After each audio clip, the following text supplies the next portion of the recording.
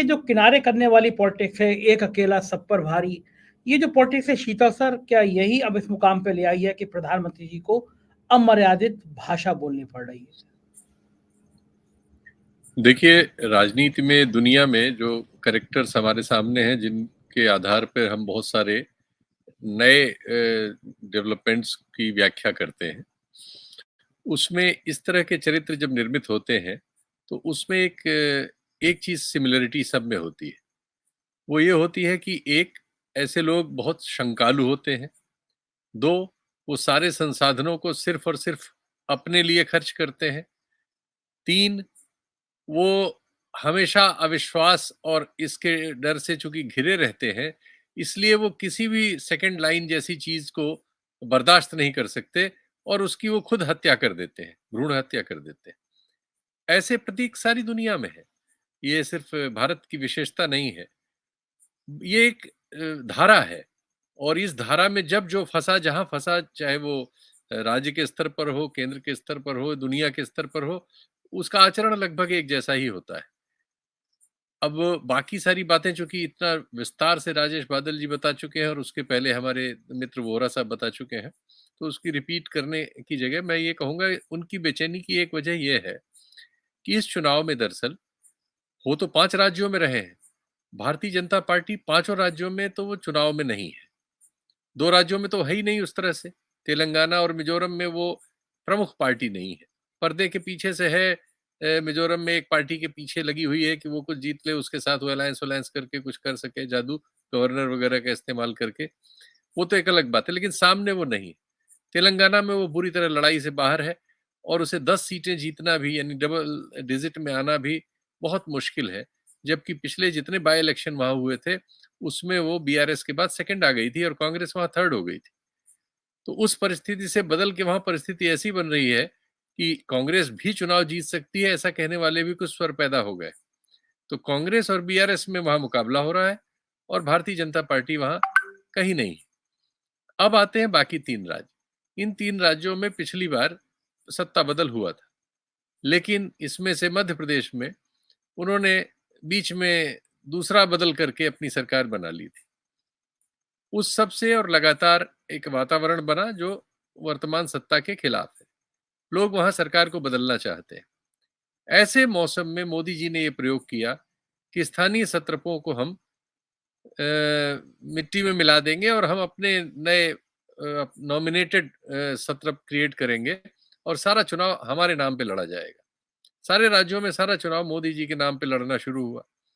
लेकिन शुरुआती रिपोर्ट्स में ये डर पैदा होने लगा कि आपके नाम से लड़ा जाएगा, और अगर हम सब हार गए, कई जगह हारने की संभावनाएं हैं, तो बहुत नुकसान हो जाएगा। तो फिर उन लोगों को खींच खाच के लाके पटल पे रखा गया बीच में। इस अफरा तफरी में उनके चुनाव का टेम्पो बिगड़ा है। हालांकि बिल्कुल सही है कि जैसे मध्य प्रदेश में एक एंटी इनकम्बेंसी है उनके खिलाफ, वैसे ही राजस्थान में उनको एंटी इनकम्बेंसी का फायदा मिल रहा है वर्तमान सत्तारूढ़ पार्टी के खिलाफ। तो इसलिए हो सकता है कि इन पांचों में से एक राज्य उनके हिस्से में भी चला जाए और वो उसको लेके सोशल मीडिया या मीडिया में गाल बजवा ले। लेकिन ओवरऑल जो पिक्चर है, वो पिक्चर अनुकूल नहीं है। ठीक है, ये तुलनात्मक रूप में 18 के की स्थिति से ज्यादा बेहतर तो नहीं कही जाएगी। उस समय तो तीनों जगह वो हार गए थे, तो अगर एक राज्य उनको मिल जाता है तो वो अपनी पीठ ठोकेंगे। लेकिन 18 के बाद 19 के चुनाव में जो कुछ हुआ था, ये मतलब आशंका तो बहुत लोगों को बहुत तरह की होती है, लेकिन ये इतना सरल नहीं होता कि वैसी ही घटनाएं फिर घट जाए और वैसा ही वातावरण उसकी वजह से फिर बन जाए, और उन घटनाओं का वैसा ही प्रतिकार करने का मौका भी आपको राजनय दे दे, और जिससे आप लोगों को फिर से विफूल कर सके। वैसी संभावनाएं तो नहीं लग रही हैं अभी तक। लेकिन कुछ कहा नहीं जा सकता। हमारे मतलब परम प्रचारित प्रधानमंत्री जी के बारे में कि वो किस तरह से किस चीज को कहाँ कब लेंगे।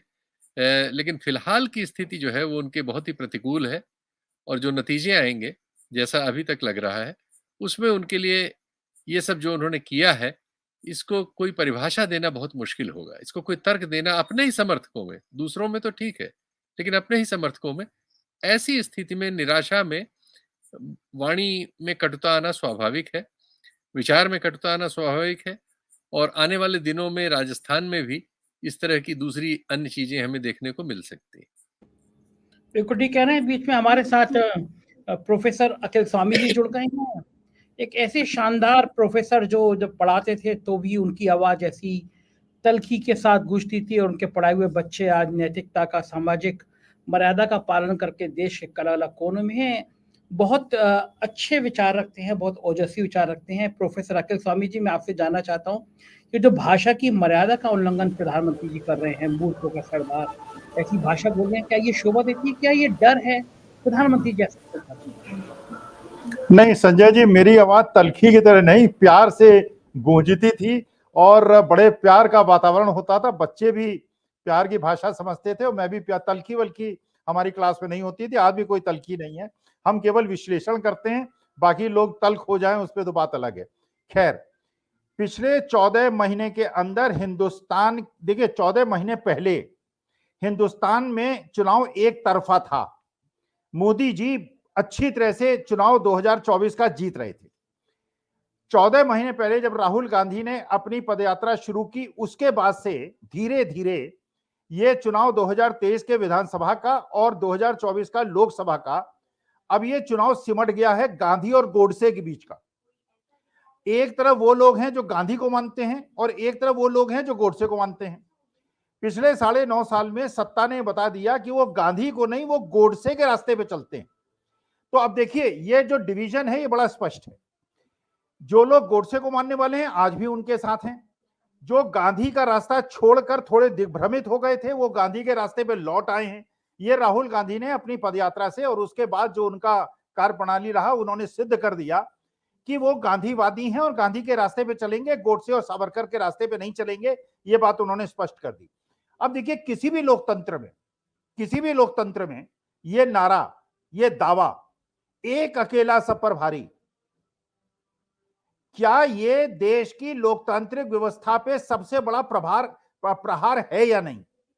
लोकसभा के अंदर कोई व्यक्ति कहे एक अकेला, अरे आप एक अकेले, आप जो हैं, आपको बनाया जिन्होंने है, वो करोड़ों लोग गांव में सिंचाई कर रहे हैं, वो बीज रोपण कर रहे हैं, वो मोटरसाइकिल पे घर घर लोगों के सामान पहुंचा रहे हैं, नॉन एयर कंडीशन ट्रकों में 14-14, 15-15 घंटे चल रहे हैं।